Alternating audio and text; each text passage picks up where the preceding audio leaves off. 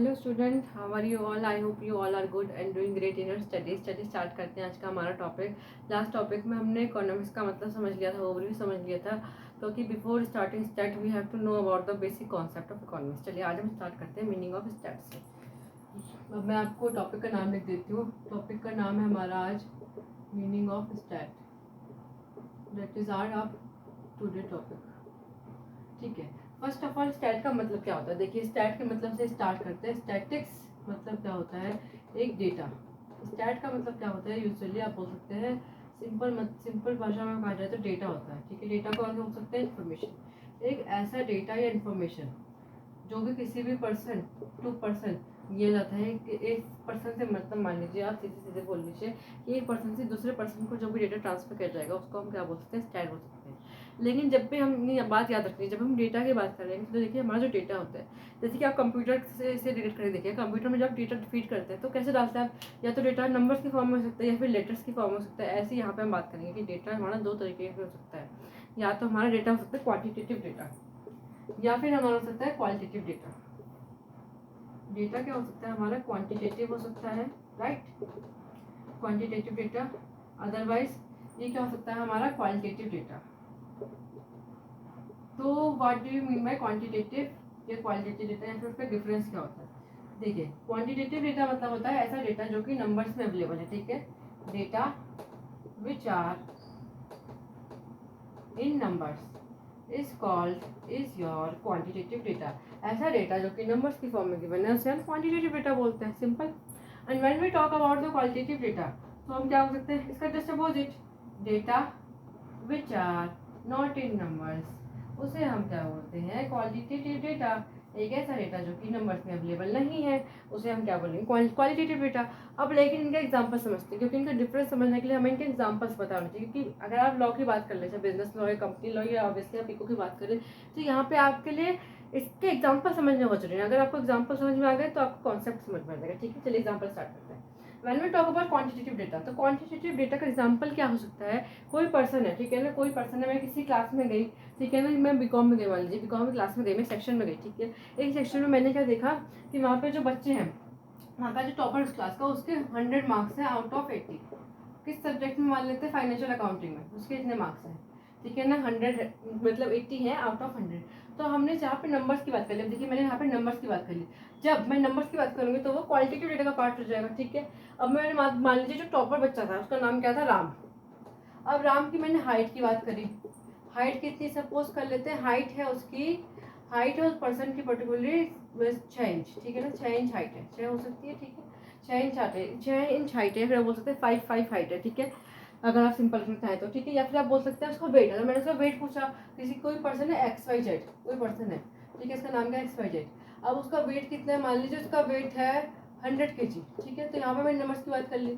जहाँ पे मैं नंबर्स की बात कर लूँगी, चाहे वो 80 के फॉर्म में हो, 90 के फॉर्म में, या 99 या 01, मतलब जहाँ पे भी कोई भी नंबर आपको दिखाई दे रहा है ना 0 से 9 के बीच में, तो वो डेटा हमारा कहलाया जाएगा क्वांटिटेटिव डेटा।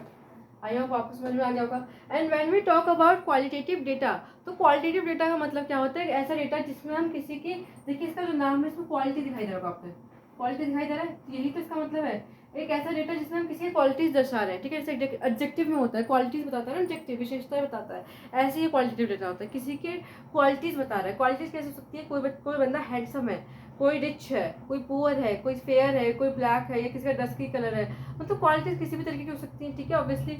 तो या फिर किसी का मान लीजिए कोई ऑनेस्ट है, ऑनेस्टी ऑब्वियसली हम लोगों में बहुत ज़्यादा देखते हैं। ठीक है ना, ऑनेस्ट बहुत पर्सन होते हैं, हमारी कंट्री में भी बहुत पर्सन है।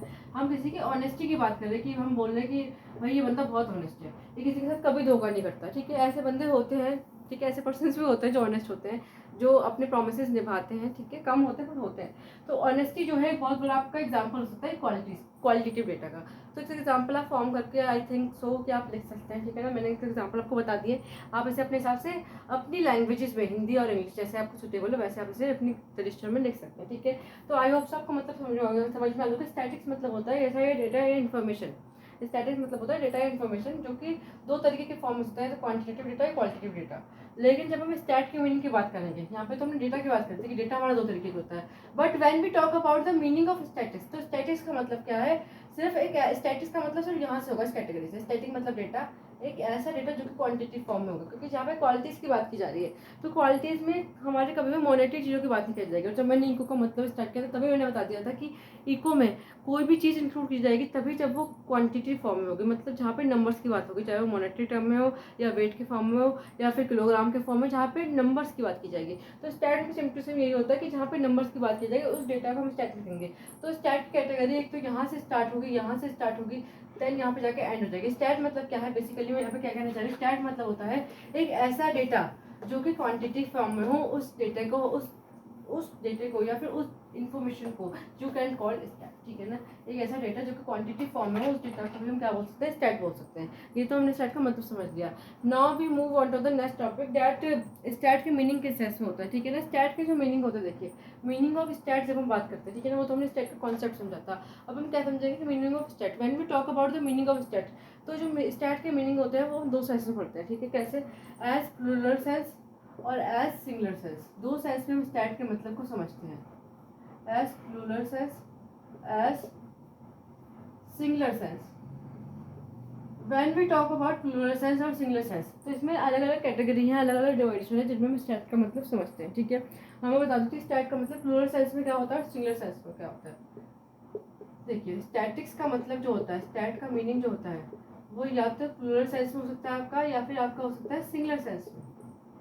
प्लूरल सेंस या फिर आप बोल सकते हैं you can say singular sense.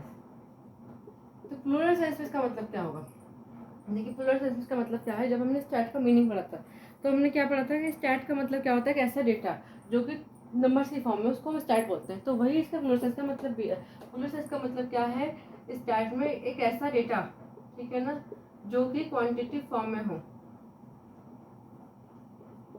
वही इसका स्टैट का मतलब है, क्वांटिटेटिव फॉर्म में हो, ठीक है। उसी डेटा को, उसी इन्फॉर्मेशन को हम क्या बोलते हैं, स्टैट बोलते हैं। प्लूरल सेंस मतलब स्टैट का मतलब वही जो उसका कॉन्सेप्ट मतलब था। लेकिन when we move on to the singular sense, singular sense में इसका मतलब टोटली डिफरेंट हो जाता है प्लूरल सेंस से। प्लूरल सेंस में तो क्या था कि जो डेटा हमारे नंबर्स की फॉर्म में दिया है वही स्टैट बोल रहे हैं, तो सिंपल सी लैंग्वेज थी, सिंपल सी डेफिनेशन थी। लेकिन when we talk about the singular sense meaning of statics, तो सिंगुलर सेंस में देखिए आपकी स्टैटिक्स की 5 कैटेगरी डिफाइन की गई है, ठीक है, जिनको हम कोपाई के नाम से जानते हैं, ठीक है। कोपाई क्या है, देखिए कोपाई COPAI, कोपाई ये है हमारा, ठीक है ना, एक एब्रीविएशन है जो कि सिंगुलर सेंस में जो भी हमारे स्टेप्स आते हैं उनको इंक्लूड करती है, ठीक है। अब देखते हैं सिंगुलर सेंस में हमारे कौन कौन सी कंडीशंस आती है, कौन कौन से हमारे स्टेप्स आते हैं। When we talk about the first category, तो सिंगुलर सेंस में फर्स्ट आता है हमारा कोपाई में, सबसे पहले देखिए C आएगा, फिर आपका O आएगा, फिर आपका P आएगा, फिर आपका A आएगा, फिर I। अब देखिए इनकी फुल फॉर्म देख लीजिए आप, जैसे कि आपको इजी रहे लर्न करने में। सिंगुलर सेंस में बात करें थे कोपाई की, तो कोपाई में आपके आते हैं, first one is your collection of data, second one is your organization of data, third one is your presentation of data, and we talk about fourth one is your analysis of data, and the last one is your interpretation of data। देखिए इनका मतलब क्या होता है, मैं समझा देती हूँ, बोर्ड थोड़ा छोटा पड़ गया है। इंटरप्रिटेशन ऑफ डेटा, चलिए अब स्टार्ट करते हैं।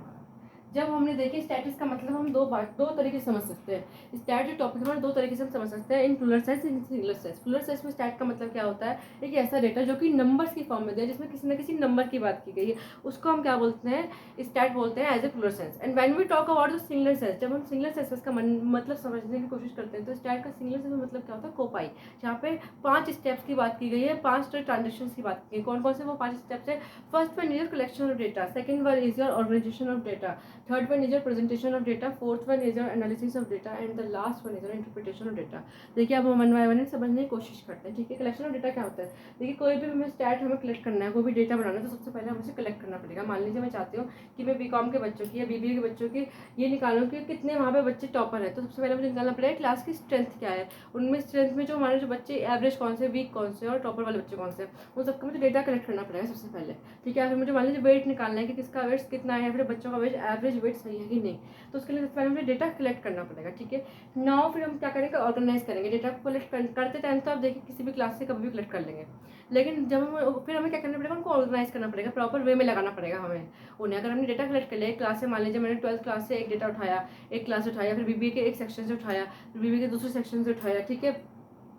तो मैंने अलग अलग क्लासेस से डेटा उठा लिया, लेकिन मुझे उन्हें समअप करना पड़ेगा, उनको या तो पर्टिकुलरली सेक्शंस वाइज डिवाइड करना पड़ेगा, या फिर हो सकता है कि मैं उनको नेम वाइज भी डिवाइड कर लूँ, स्टूडेंट के नेम वाइज, या फिर उनका जो मार्क्स है उनके हिसाब से मैं उनको डिवाइडेशन कर सकती हूँ। तो मैं क्या करूँगी, डेटा को then I have to classify करना, क्लासीफाई बोल सकते हैं या फिर ऑर्गेनाइज बोल सकते हैं, ठीक है। ऑर्गेनाइज करना पड़ेगा या फिर डेटा को क्लासीफाई करना पड़ेगा, उसे कैटेगरी में डिवाइड करना पड़ेगा, जिससे कि वो मेरे लिए और सामने वाले जिसको मैं स्टैट का डेटा दिखाने वाले उसके लिए अंडरस्टूबल हो जाए, वो अंडरस्टैंडिंग अच्छे से डेवलप हो पाए।